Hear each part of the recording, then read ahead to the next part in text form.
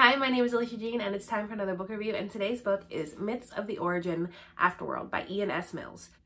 As always, here's your list of tropes and triggers. If you're not interested in these tropes and triggers, then obviously this probably isn't a book for you, so feel free to skip reading it, but I do recommend watching the review because reviews are fun. This book was an interesting take on the afterlife and what happens after you die.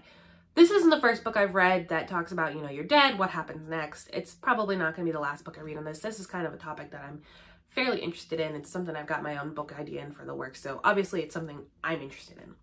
The main character of our book is Nit, who has recently passed away. When we start this book, we're introduced to him kind of talking to his brother, and all of their family is gone, and you really don't know why or what's happened, and then suddenly Nit is dead. There's really no reason as to why. You don't really learn what happens. He's just dead.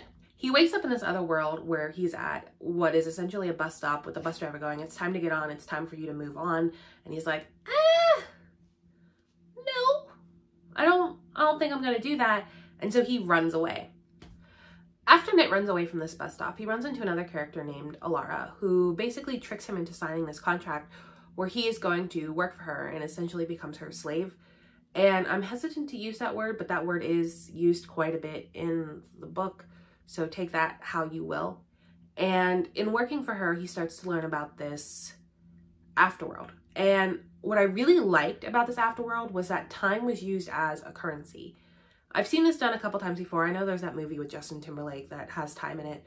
But what I really liked was after your time ran out in this afterlife, you were done, you expired, and everybody was always constantly trying to get more time, whether that be working for it or trading it or betting on it and gambling it.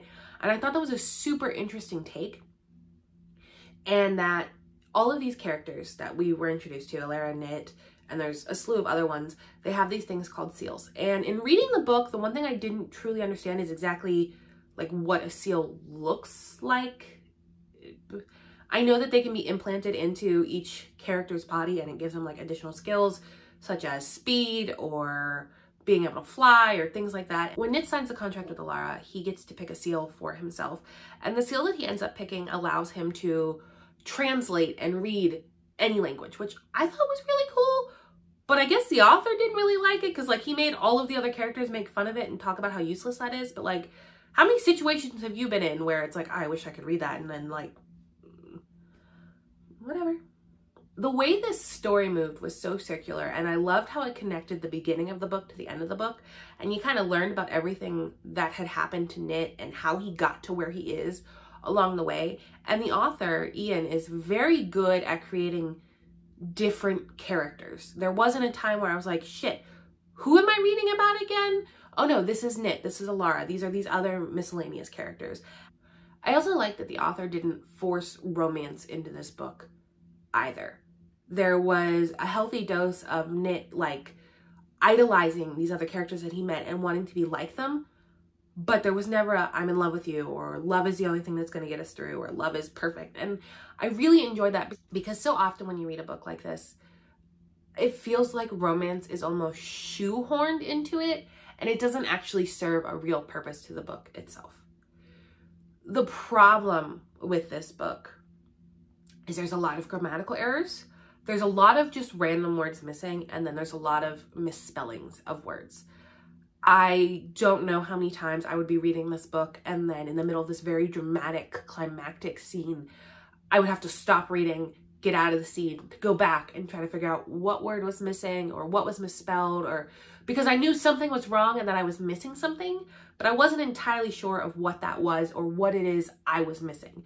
I really was not a huge fan of that, and I wish the author had spent more time with editing because this is a very long book. I do know that he's well on his way through working in the second one, and if I remember correctly in reading the acknowledgements at the front, I think his dad was the editor, but I don't know if his dad had any real qualifications for it, and so that was kind of a drawback for me, and that is something that you should be aware of if you decide to read this book.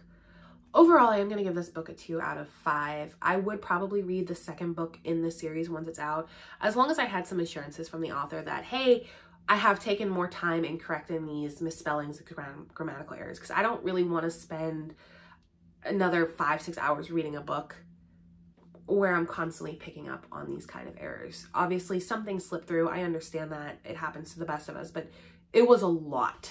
My name is Alicia Jean. Thank you so much for taking the time to watch this. If you've read this book, I want to hear what you thought about it. Did your review of it kind of line up with mine? Are there books that you've been wanting to read, but you're not, super interested in reading it without a review?